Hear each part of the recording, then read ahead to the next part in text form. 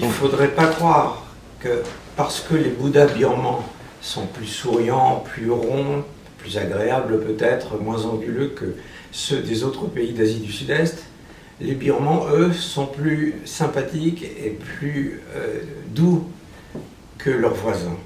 En fait, le peuple birman est un peuple guerrier, toute son histoire le montre. On ne va pas remonter aux origines, mais ne serait-ce que quelques allusions au XVIIIe siècle. À cette époque-là, le grand roi Langpaya a attaqué à plusieurs reprises la Thaïlande, le Siam, et ça s'est terminé par la destruction totale de la capitale Ayutthaya qui n'a jamais été reconstruite. Ensuite, les Birmans se sont tournés vers l'Inde. Là, ils ont été arrêtés par les Anglais en 1826. Il a fallu 3 guerres anglo-birmanes pour venir à bout de ce peuple très très belliqueux, malgré la supériorité technique bien sûr des Anglais. Et il a fallu donc 60 ans pour que, enfin, les Anglais remettent la Birmanie en cadeau à leur reine chérie Victoria. Le 1er janvier 1886 comme cadeau de Nouvel An. Pendant la période britannique, bien sûr, tout cela s'est éteint, s'est calmé, mais dès l'indépendance, il a fallu que la Birmanie trouve une sorte de rythme de croisière.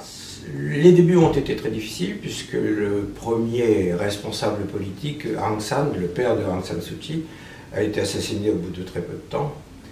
Le premier président connu, bien connu, internationalement connu de Birmanie, U Nu, a fait long feu et il a été déposé en 1962 par le général Ne Win.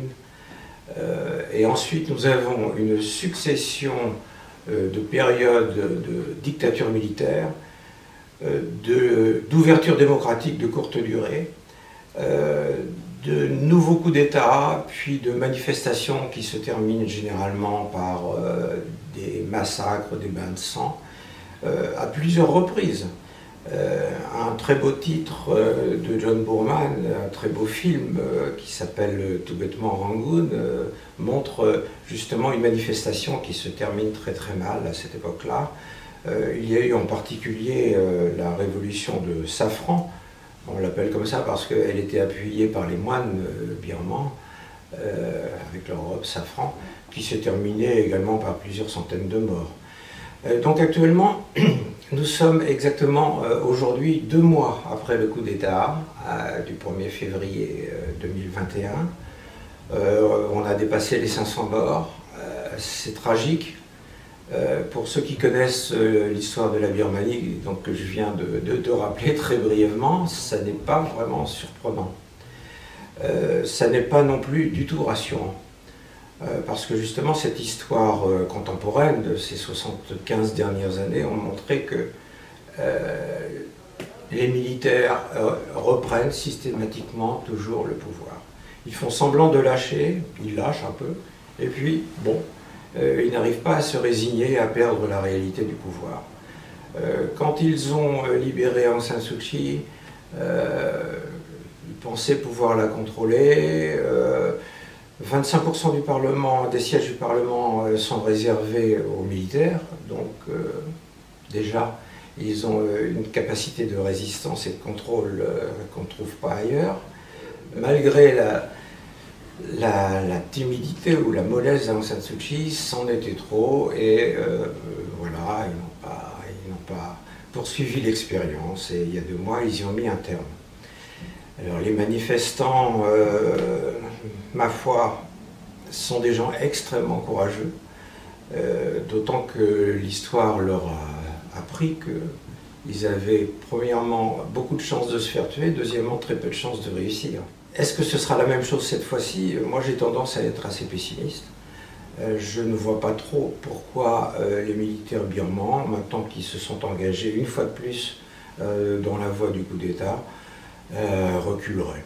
La Birmanie est un pays riche, beaucoup d'intérêt à contrôler certaines richesses, les hydrocarbures, l'agriculture, les pierres précieuses, les forêts. Cette classe au pouvoir n'a pas du tout envie d'y renoncer. La démocratie, ce n'est pas un concept qui les excite beaucoup. Qu'est-ce qui leur permet de tenir? Eh bien, en grande partie, cela dépend de l'environnement international. Alors évidemment, ce qu'ils viennent de faire a entraîné une condamnation, bien sûr, des Nations Unies, bien sûr, des pays occidentaux, des pays démocratiques, les États-Unis, l'Europe, etc. Ça ne les gêne pas beaucoup. Je crois qu'une condamnation internationale n'a jamais beaucoup gêné les militaires birmans, ni non plus d'autres militaires dans des pays voisins.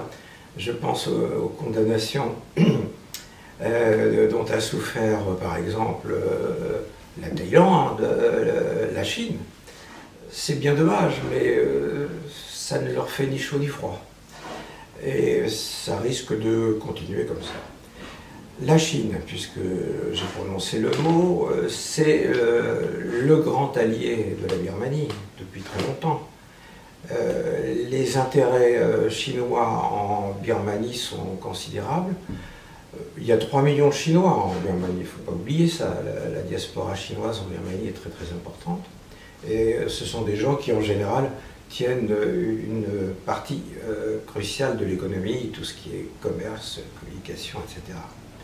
De plus, depuis que M. Xi Jinping a lancé son programme de route de la soie, les routes de la soie méridionales, maritimes, ont un intérêt crucial à passer par la Birmanie. La Chine est engagée dans la construction et l'élargissement d'un port au sud-ouest de Rangoon qui porte le beau nom de Chaopiu. Le Chaopiu est relié, ou sera relié, sous peu, à Kunming, la capitale du Yunnan, par un chemin de fer et également un gazoduc, un oléoduc. Chaopiu se trouve près des champs de gaz naturel qui sont en mer. Et donc c'est un endroit à la fois stratégique et économiquement extrêmement important. On n'imagine pas que la Chine cesse, parce qu'il y a eu quelques abus de la part des militaires birmans, qu'elle cesse de les soutenir. D'autant qu'elle-même a connu en 1989 une situation encore pire, parce qu'on ne parlait pas de 500 morts à l'époque, mais de plusieurs milliers. L'ASEAN, puisque la Birmanie fait partie de l'ASEAN. La Birmanie, c'est une épine dans le pied de l'ASEAN. D'abord, l'ASEAN a mis un certain temps avant d'accepter que la Birmanie se joigne aux 8 autres pays, puis aux 9 autres, maintenant ils sont 10. Donc, parce qu'il y avait ce régime assez peu démocratique. Je ne dis pas que tous les pays de l'ASEAN sont démocratiques. Hein. Il y a là un pays comme le Vietnam, qui n'est pas un modèle de démocratie. Mais quand même, on estimait que les Birmans ne sauvaient pas suffisamment la face, les formes. Les autres pays environnants sont également un petit peu sur leur compte à soi. L'Inde n'a pas dit grand-chose. L'Inde, la plus grande démocratie du monde, paraît-il. La Russie aurait plutôt tendance à soutenir la Birmanie. Donc, il est probable que cette situation va durer encore un certain temps. On n'est pas prêt de revoir Mme Aung San Suu Kyi libre et exercer de nouveau des responsabilités politiques. Que faire dans ces conditions? D'abord, il ne faut pas se faire d'illusions. Mais bon, ça n'empêche pas d'agir. Mais agir dans quelle direction? Il est évident qu'il n'y aura pas d'entreprise militaire en direction de la Birmanie. Ce n'est pas du tout souhaitable. Les sanctions. Alors les sanctions, c'est la tarte à la crème. Quand ça ne va pas, quand on ne sait pas quoi faire, on impose des sanctions. Le résultat des sanctions, en général, si c'est des sanctions politiques, On empêche quelques dirigeants militaires de venir chez nous. Ils s'en fichent complètement, ils n'avaient pas l'intention de venir chez nous de toute façon. Ça me rappelle l'histoire du général Lewin qui était venu chez nous en visite officielle, et puis son chaman lui ayant dit qu'il aurait des problèmes s'il venait en France, il a pris peur sur l'autoroute du Nord parce que son escorte allait trop vite, et il a fait immédiatement demi-tour, il a repris l'avion. Les Birmans sont un peu comme ça, ils s'en fichent de nous, hein, franchement. S'ils ne peuvent plus venir chez nous, c'est pas grave. Les sanctions économiques, ça c'est peut-être plus embêtant si on gèle leurs avoirs dans certains pays, si on les empêche d'exporter ceci ou cela, en particulier le gaz, les hydrocarbures. Pour le moment, une entreprise comme Total n'a pas du tout exprimé le souhait de se retirer. Et d'ailleurs, pourquoi le ferait-il? Ce serait se tirer une balle dans le pied, franchement. Total a déjà été attaqué pour son implication, sa présence en Birmanie il y a une vingtaine d'années. C'était tout à fait injustifié. Et d'ailleurs, M. Kouchner, qui n'était pas encore ministre, a justifié sa présence là-bas. Les sanctions, ça se retourne généralement contre ceux qui les ont imposées, et puis ça ne punit pas ceux qu'on vise. Donc ce n'est pas les dirigeants qui seront punis, c'est plutôt le peuple. Voyez ce qui se passe en Iran, c'est le peuple iranien qui souffre des sanctions essentiellement. Donc moi, je ne suis pas un fanat des sanctions. Dans ces conditions, que faut-il faire? Moi, je dirais rien, par exemple.